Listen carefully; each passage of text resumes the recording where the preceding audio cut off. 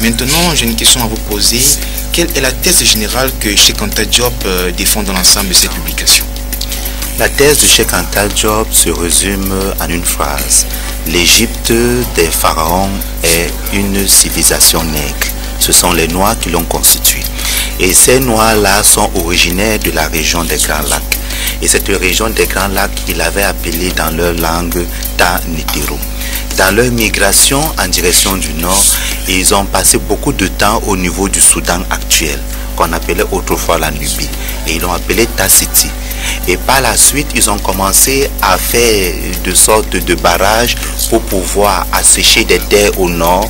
Et c'est comme ça que petit à petit, en asséchant ces terres, ils venaient les occuper. Et ils vont donc constituer dans ce que les autres appellent sous le nom de Égypte pharaonique, mais que eux, dans leur langue, ils ont appelé Tamiri. Cela veut dire la terre bien-aimée, parce qu'ils l'ont fait émerger à partir du limon du Nil.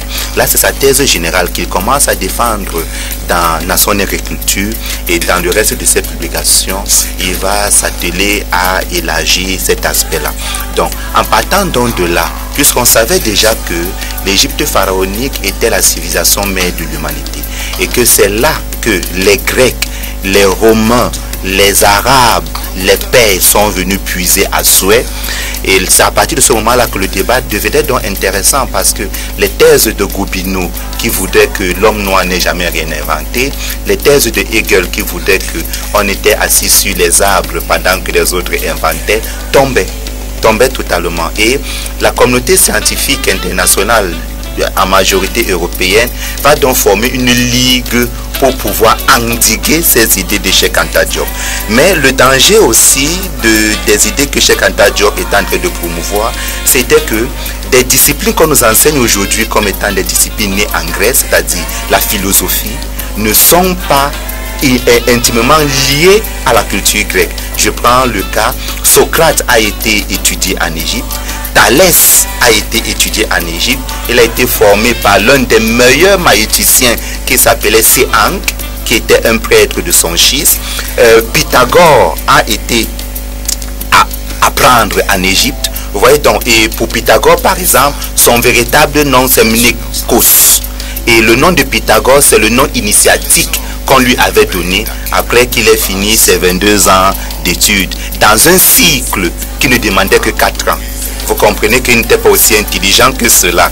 Les Platon, par exemple, après 12 ans d'études, on les a chassés des temples parce qu'ils n'arrivaient pas à comprendre, à cerner les concepts philosophiques. On l'a chassé des temples égyptiens. Vous voyez donc qu'à partir de ce moment-là, en philosophie, on a l'habitude de dire que la philosophie est grecque et ne saurait en être autrement. Je suis en train d'emprunter là à Heidegger dans une conférence qu'il a donnée en Normandie en août 1955. On se rend compte que cela n'est que idéologie et que les meilleurs philosophes de toute l'humanité ont toujours été les Africains. Et Socrate lui-même, lorsqu'on le condamne parce que à travers son système de pensée, il est en train de pervertir les jeunes de la cité, avant de mourir, cela veut dire avant de boire le poison, la ciguë, il demande qu'on lui donne un poulet qu'il va sacrifier à Asclépios. Or, les gens ne se posent pas la question quand on lit l'apologie de Socrate, qui est Asclépios? À qui Socrate va rendre un culte en égorgeant le poulet? Asclépios, c'est le nom de Imhotep, un savant égyptien noir qui a vécu vers 2500 avant Jésus-Christ et qui a introduit sur le plateau de Gizeh l'architecture monumentale. C'est lui qui a construit les premières pyramides en pierre. Vous voyez donc cela. Il est à la fois musicien, astronome, médecin, architecte. Et c'est à lui que Socrate va donc sacrifier le poulet, parce que c'est lui que Socrate considère comme étant son Dieu. Vous voyez qu'à partir de ce moment, ce genre d'idée venait totalement bouleverser ce que le monde entier pensait être vérité. Et si je puis encore aller plus loin, dans le domaine de la science, l'architecture par exemple, on a eu à comparer l'architecture de la Grèce ancienne à l'architecture de l'Égypte. On s'est rendu compte que ce n'est qu'une pâle copie. Et même au niveau de la sculpture, les Grecs à partir du 5e siècle ont commencé à sculpter ce qu'on appelle les kouros. Les kouros, ce sont des statues qu'on pouvait mettre dans des tombes, sur des tombes, ou encore offrir à quelqu'un pour lui témoigner son amitié. Et ces kouros-là étaient parfaitement la réplique de ce que les Égyptiens avaient comme statue de pharaon, parce que dans toutes les statues de pharaon, on voit toujours le pharaon qui marche le pied gauche devant et les deux poings fermés. Justement. Et tous les kouros de la Grèce ancienne ont la même posture. Et même leurs propres historiens comme Hérodote disent qu'ils sont venus copier même la façon de sculpter chez nous. Vous comprenez donc qu'à partir de ce moment-là, ça choquait vraiment. Et sur le plan religieux, Cheikh Anta Diop nous a révélé aussi beaucoup de choses, et par la suite, d'aucuns ont continué là-dedans.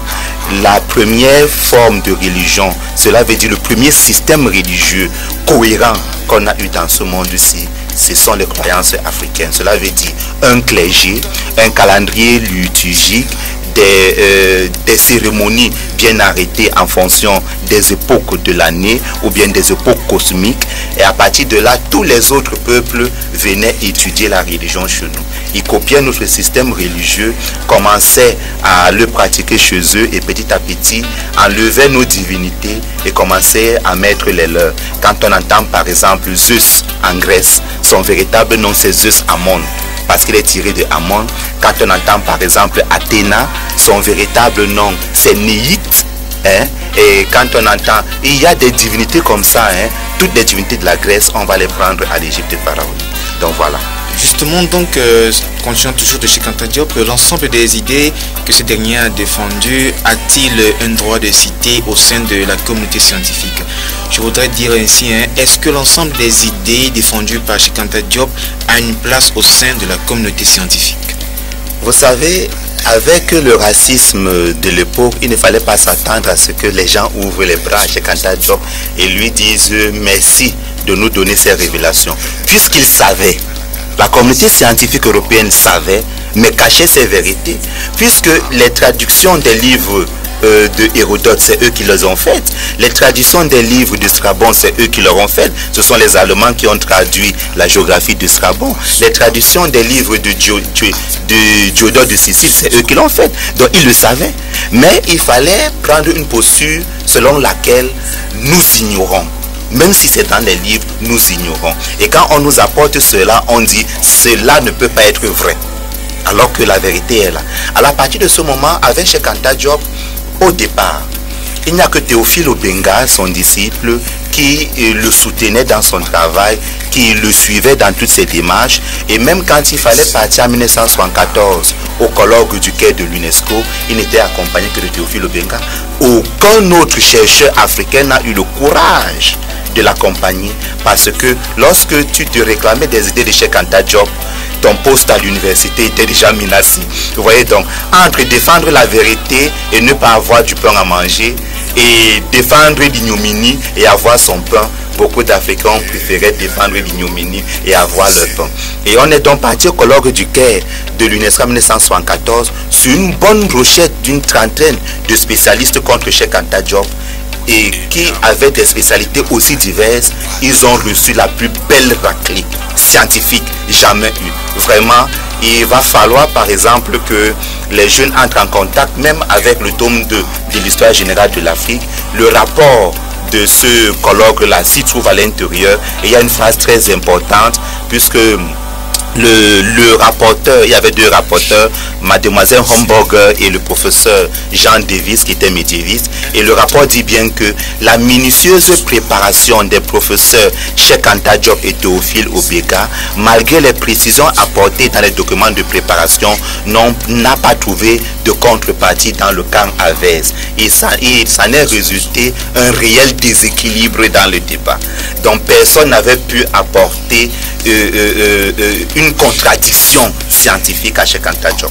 À partir de là, les idées de Cheikh Anta Diop vont petit à petit commencer à émerger dans la communauté scientifique, mais beaucoup plus chez les Noirs.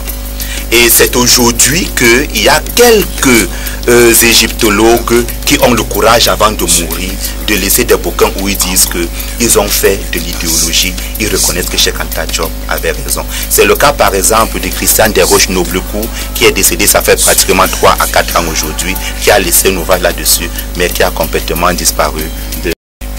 Alors Moïse Balok, que devient l'égyptologie aujourd'hui, 28 ans après la mort de Cheikh Anta Diop?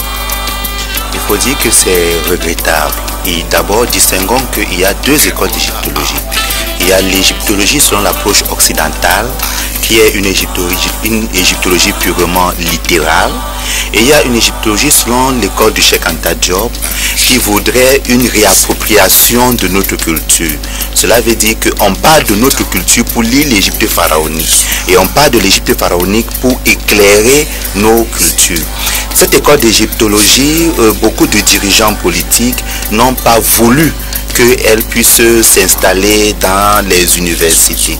Et beaucoup de ceux qui étaient à la tête de l'école de Cheikh Anta Diop ont eu beaucoup de déboires dans les universités en Afrique noire au sud du Sahara. Et aujourd'hui, dans un pays comme le nôtre, cette égyptologie est en perte de vitesse. Parfois, ceux-là qui sont censés enseigner ont été formés dans l'aspect littéral. Et parfois, ils n'arrivent même pas à lire les hiéroglyphes. Ce qui fait qu'il n'y a pas l'aspect philologique dans les enseignements. Il n'y a pas l'aspect de l'herméneutique philosophique dans les enseignements. C'est tellement si plat qu'il est même impossible à quelqu'un aujourd'hui qui apprend l'égyptologie à l'université de pouvoir réellement entrer dans la pensée égyptienne, déchiffrer une stèle, lire un papyrus pratiquement.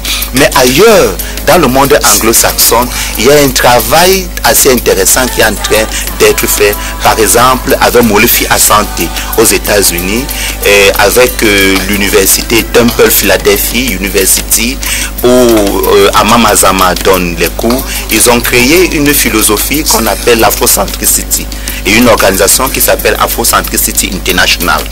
Le professeur Molefi Asante a animé les débats aux États-Unis sur l'historiographie, la façon d'écrire l'histoire de l'Afrique. Et il a été rejoint dans ses idées par le professeur Martin Bernard, dont l'ouvrage intitulé Black Athena était venu révolutionner la pensée de l'égyptologie. Martin Bernard est d'ascendance juive. Et pour la première fois aux États-Unis, on voit un blanc qui défend les idées de Cheikh Anta Diop. Ils ne sont pas nombreux. Et dans Black Athena, il montre les racines africaines et égyptiennes de la civilisation grecque. Cela lui a valu beaucoup de déboires, dont le professeur Maurice Sartre de l'université de Tours, qu'il avait attaqué dans un numéro d'un journal français appelé Le Monde.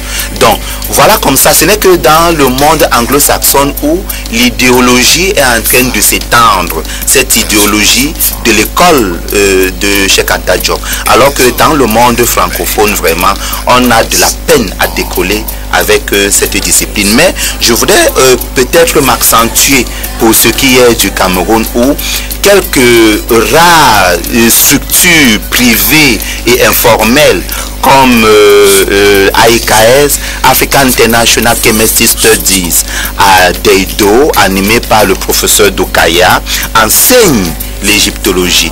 Et là-dedans, on enseigne beaucoup plus la philologie, l'écriture, parce qu'il faudrait former des gens à déchiffrer les stèles, former des gens à pouvoir lire les papyri, parce que pour Cheikh Anta Diop, pour pouvoir faire la science, il faut aller directement aux sources. Directement, là, on parle même, quand on parle de philologie, on alimente cela à la sémiologie. Exactement. Donc, il faut aller directement aux sources. Cela permet, lorsque on s'exprime sur la culture égyptienne, de dire ceci est vrai, sans mensonge et très véritable. Voilà, donc merci Moïse pour avoir éclairci sur Cheikh Anta Diop. Merci d'avoir été avec nous. C'est moi qui vous remercie de m'avoir invité pour partager le peu d'expérience que j'ai sur cette personne. Plus qu'hier, nous avons aujourd'hui le droit de regarder, de voir et d'apprécier ce qui était hier la volonté de l'Afrique. Que chacun de nous, après cette émission, s'interroge sur l'égyptologie, science défendue par Cheikh Anta Diop, en se posant cette question. Qu'avait-elle de dangereux et pourquoi cet acharnement à la combattre? Mesdames, bonsoir. Messieurs, bonsoir. Merci de votre attention. Retrouvons-nous jeudi prochain lorsqu'il sera exactement 20h pour un nouveau numéro de Djambolo Africa consacré à Cheikh Anta Diop. Moïse Balok était notre collaborateur. Noé Eraste Bignette à la mise en onde. Eric Stéphane Londé, notre réalisateur, à qui je dis grandement merci. Florent Olivier Moira, c'est mon nom.